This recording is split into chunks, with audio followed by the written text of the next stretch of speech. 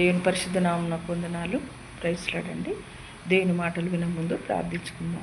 పరిశుద్ధమైన ప్రేమగల తండ్రి, జయంగల దేవానికి స్తోత్రాలు, వందనాలు చెల్లిస్తున్నాం. దేవా, నువ్వు గొప్ప దేవుడు అయ్యా, ఆశ్చర్యకరుడు, అద్భుతకరుడు తండ్రి, మా స్థితిలో కారణభూతుడు తండ్రి, మా స్థితుల మీద ఆసీనుడు దేవానికి వందనాలు. ప్రభా, నీ అమూల్యమైన ప్రేమను మేము జ్ఞాపకం చేసుకుంటున్నాం తండ్రి. మీరు చేసిన ప్రతి మేళ్ళకై, మహోపకారకై నీకే వందనాలు, స్తోత్రాలు చెప్పుచు యేసే ఘనమైన నామున ప్రార్థించి వేడుకుంటున్నాం తండ్రి.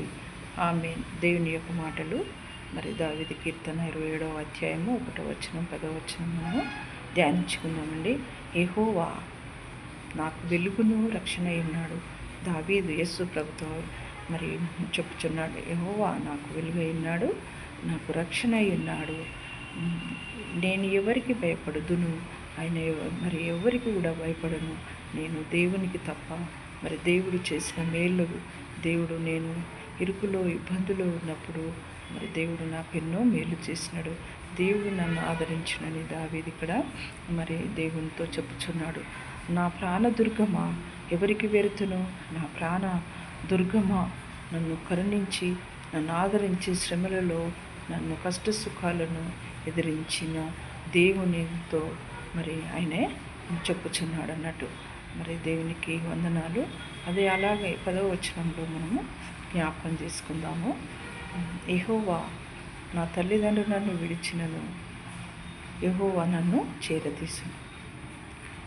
యెహోవా నా తల్లిదండ్రులు నన్ను విడిచినను, మన తల్లిదండ్రులు మనల్ని విడిచినను, మనల్ని అందరూ స్నేహితులు, బంధువులు, అక్కచెల్లెళ్ళు, రక్త సంబంధులు అందరూ విడిచినను దేవుడు నన్ను చేరదీసును.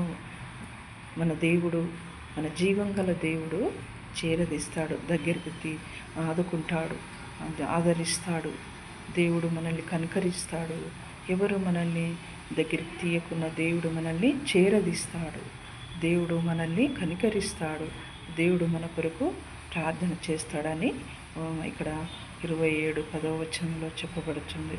మనల్ని అందరూ విడిచిపెట్టిన, ఎవరు దగ్గరికి తీయకున్నా మన దేవుడు గొప్ప దేవుడు, మన దేవుడు జీవం గల దేవుడు అని ఇక్కడ వాక్యంలో చెప్పబడుతుంది. దేవుడు ఆదరించే దేవుడు, కనికరించే దేవుడు, అద్భుత కార్యాలు చేసే దేవుడు అని ఇక్కడ వాక్యంలో చెప్పబడుతుంది. దేవునికి వందనాలు. కొద్ది మాటలు చెప్పుచూ ముగిస్తాను.